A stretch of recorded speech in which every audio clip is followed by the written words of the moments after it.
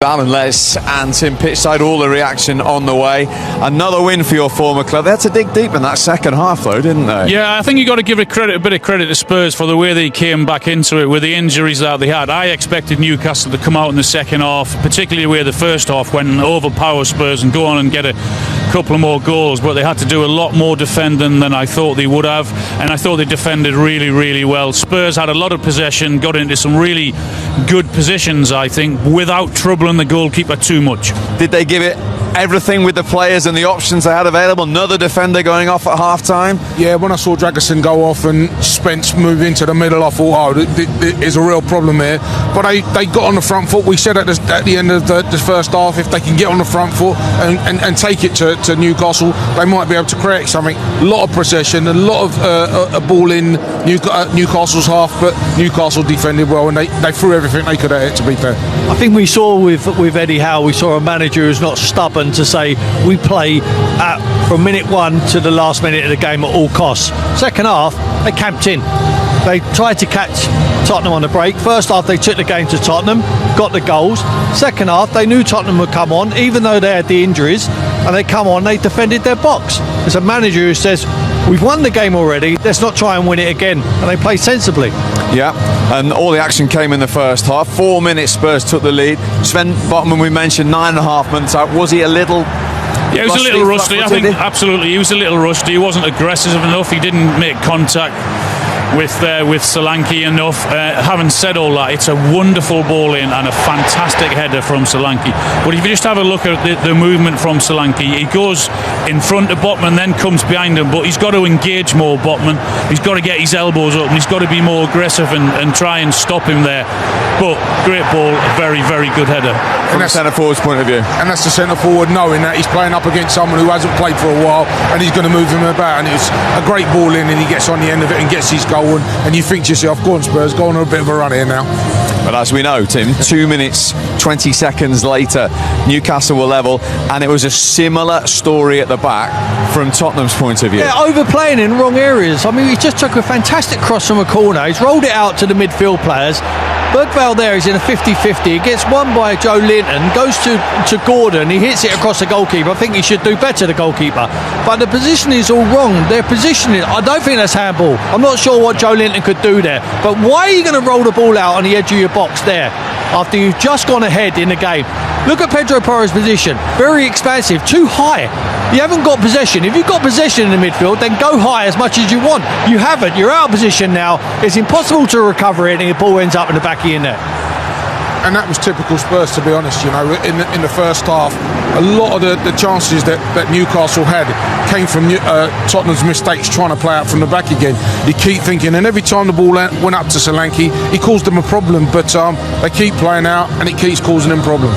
And the scruffy goal that you asked Alexander Isak to score is eventually the match-winning one. It's a brilliant goal. It's really, really good work from Jacob Murphy as well. Tottenham throw in, Newcastle press them, and they work it really well, and he's left with a 1v1, and you're looking for your winger here to get the ball into the middle, and it's up to the centre forward to do anything to try and get on the end of that. Yes, Dragerson has contact as well, but the last touch is Isak's.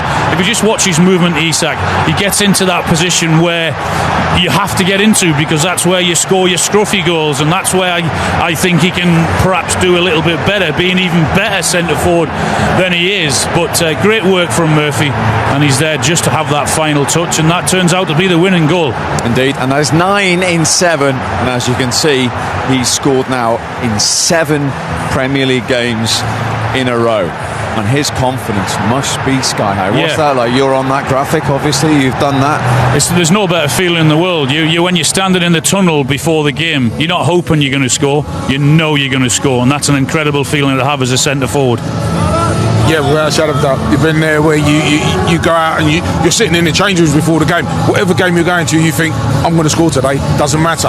And whether you do or you don't, that's the feeling you have, and that's a great feeling for a centre forward to be in. OK, well, let's get some Tottenham reaction. Here is their manager, Ange Postecoglou. And you had chances at the end there. What are your thoughts? Hugely proud of the players. Outstanding, considering what situation we're in. We deserved to win that game. All things being equal, we would have. Do you feel a bit hard done by a couple of the decisions there? the first Newcastle goal, for example? No, I don't feel hard done by. I just think that's the way they want to do things. So that's the way they want to do things. Do you speak to any of the officials? Do you get any explanations? Are you going to pursue it? The last thing I want is an explanation. So you'll just let it be for today? Well, I've got no choice, have I? With the rest of the game, I mean, the amount of chances that you created in that second half, considering there's illness and everything going on in camp, what did you sort of say to the guys at half-time? Oh, half-time, full-time, I'm just hugely proud of them. It's a game we should have won. We deserve to win. Like I said, all things being equal, we would have won. But these things aren't equal at the moment. So I couldn't be prouder of them. The way they played, their attitude, their ability to be resilient in the most extreme circumstances, couldn't be prouder of them. Well, he's still proud. They're 15 points worse off than last season. And here we are, live touchline with the match winner, Alexander Isak. Very well done. Another goal, another win. Yeah. No, very happy. It's a difficult place to come to, and just delighted with the win and another goal as well. Now, when we were chatting on the pitch when you ran past us before, Mr. Shearer here was praising you, but was asking for one thing: scruffy goals inside the 6-yard box. That's the and best you delivered one for him. Yeah, no, I know. Just got a toe on it. How much do you enjoy those ones? No, I was just saying, you don't get 2 goals for scoring outside the box, do you? Those, to me, meant more than the ones, the 30-yarders. How about you? No, the same. Really? I spoke to the teammates as well. Like, I feel them goals are the best ones. You can see just a little toe, so I'm happy. I just wanted to say you've got 7 in 7 in 8 games now. Where's your confidence in terms of how you're feeling when you're sitting in the change room before the game? I feel very good. I think it's not just individually. I think it's collectively as well. I feel the energy within the group is amazing. I feel like we're going into the games very confident. Myself as well. Obviously, when you score, you gain confidence. So I think, just got to keep going like this. Is it me, or is it a conscious thing, or are you demanding more balls that come into the box? Because when I'm seeing the wingers one-on-one, I'm seeing more balls being delivered in there. Is that you telling them that, or is that something you're working on in training? I think it's a combination. Obviously, I always want the ball in the box, but we've been speaking about it as well with the gaffer and to play more centrally. To mix up a bit, so we can hurt the teams in any way possible. And you had to dig deep in that second half, didn't you? You had to get men behind the ball. Even at the end, it was a bit nervy. Yeah. No, it was very nervy when I came off. I had to go inside because I didn't really want to watch. It feels like it takes forever. So I went inside and came back when it was like 30 seconds left. So I'm happy. Can you feel momentum? We've just said mid-December you were 11 points behind Chelsea. You've suddenly gone level with them. That's what this winning run can do to the league table. Yeah, no, it's gone really quick. I think the table you can see is very competitive. You have a lot of team and it goes quick. You go in a run and so all of a sudden you're up there. I think we have to stay focused, work hard because as we've seen, it goes quick and we want to keep going upwards. And a big week, Alan, for Newcastle and this man. Yeah, absolutely. Well, tell us, it wasn't quite like a month ago, was it? The turnaround in form and confidence and everything. The belief is where it is now to what it was 4 or 5 weeks ago is a huge difference. What's the difference for you? No, as you say, if you look 2 months ago, it wasn't looking as positive, and the energy wasn't the same. But it can be one game, one result, or just a little turning point that can change a lot. But no, I think we've worked hard and to get where we are now, and we just have to keep going. And a cup game midweek can be a great season this for Newcastle, can't it? Yeah, it can. I mean, it's up to us. It's not going to be easy, but we're there. We're still in the cup. Obviously, we've been focusing on the Prem because it's difficult as it is. But now we have to switch focus and get ready for the cup. So it's going to be a good game. Brilliant. Very well done again today. Thank you very much indeed for joining us. Congratulations. Appreciate it. Scored in the last 7 games, 6 wins in a row for Newcastle United. Well done. Thank you. And off goes their top scorer, who, since the start of December, has scored more Premier League goals than any other striker, and that includes Mo Salah. Yeah, he's on fire at this moment in time. He's got that belief about him, arrogance in a really good way. I don't mean to be disrespectful when I say that, but you need that as a centre forward. He's got that, and he's walking out onto the pitch. Loads of that, and he's walking out onto the pitch as knowing that he's going to score goals, and it's a wonderful feeling. It's a great place to be.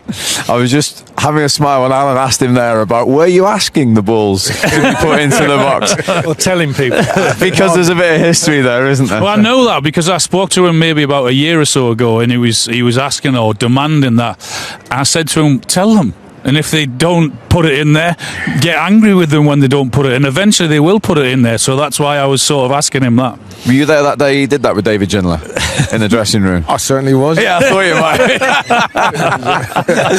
If you'd have a Ginola and these two are demanding it to put in the penalty area, you put it in, don't you?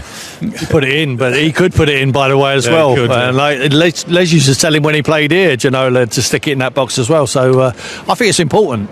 You know, they rely on goals. I mean, their numbers are incredible now. From something's changed. You know, it's not just happened for him.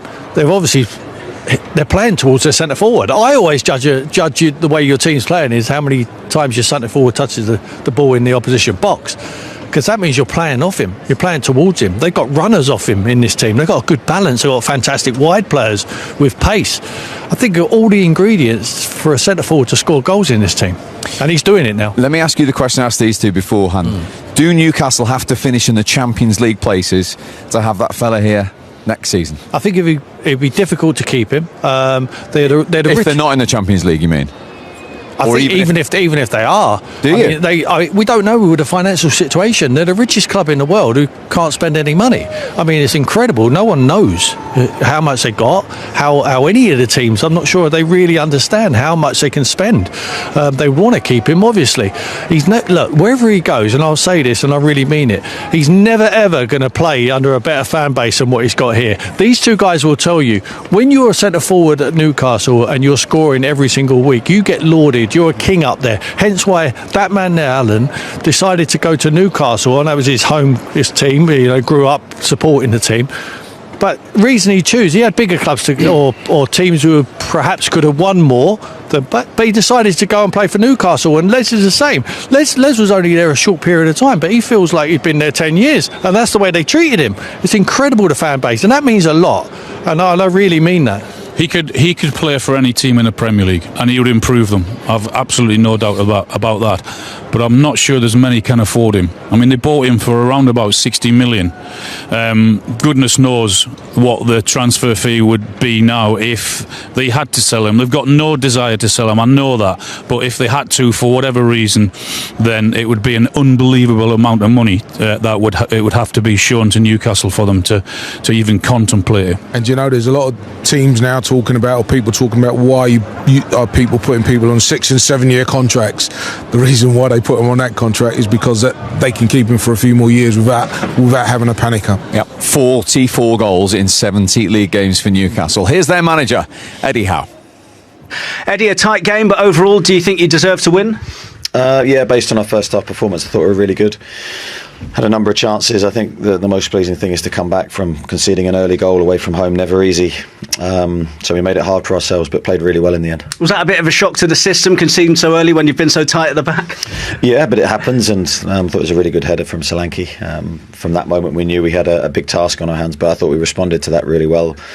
On another day, maybe could have led by 2 at the break, and then second half we had to defend really well, and they put on some quality players as substitutes, and I'm really pleased to get over the line and win that game. You mentioned being pleased with the response to falling behind. What was the key to that response that you liked? Well, I think obviously scoring early helps. But mentally, I think you have to be ready to take that opportunity, and we were. Thought we pressed really well first half. I thought some of our attacking play was really strong. As I say, a bit disappointed we didn't come in 2 ahead, but then it was a different game in the second half. But we had to defend well, and in the main we did. Well, that's the happier manager. Let's just round off here at the Tottenham Hotspur Stadium by going back to what Ange Postecoglou was saying. He's proud of his team. They've lost 10 league games, though. They've got a huge week. What can he do here? Just hope to get as many players back as quickly as possible? Yeah, just continue doing what he believes is right, and that's all he can do. I think it's a huge week for him. The Carabao Cup is a massive game. It's the season, pretty much. Is it season defining, Tim? I wouldn't go as far as that. I think it's a very important game. I think if you offer the Tottenham fans to win this game today or win the one in midweek against Liverpool in the Carabao Cup, they would take midweek. They want a trophy, and the Newcastle fans want that as well. The greedy fans want both, but unfortunately, we're depleted at the moment, Tottenham, and hopefully they can scramble a team together for the midweek and try and get a positive result. Gentlemen, thank you very much indeed for your company today. Alan, Les, Tim, Spurs, of course, with that cup semi-final, and then the North London derby. Next for you.